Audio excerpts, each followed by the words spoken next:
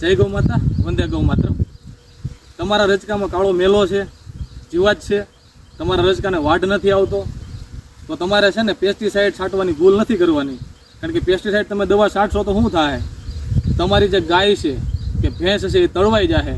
તેના માટે તમારે શું કરવું, તો હું તમને એક દવા જે કઈ રીતની બનાવી એ હું તમને શીખવી રહ્યો છું। તો તમારે કોપરનો વાયર લેવાનો છે, આ વાયરને આમાં નાખવાનો છે, પછી ગાયની તાજી છાશ લેવાની છે, છાશને એમાં મિક્સ કરવાની છે।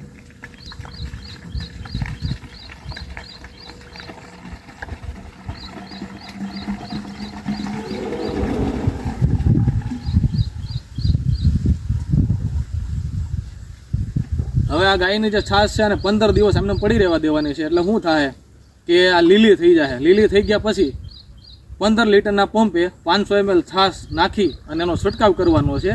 બીજું, તમે પાવામાં પણ આ છાશનો ઉપયોગ કરી શકો। એના કારણે જે કાળો મેલો છે, જે જીવાત છે જમીનમાં, એ જીવાત પણ મરી જશે અને ગાયને પણ કાંઈ નુકસાન નહીં કરે અને તમને પણ કોઈ પણ પ્રકારનું નુકસાન નહીં થાય। અને તમારે બીજી કાંઈ પણ વધારે માહિતી જોતી હોય તો મને કોમેન્ટ કરજો, હું કોમેન્ટમાં તમને જણાવીશ। જય ગૌ માતા, વંદે ગૌ માતા।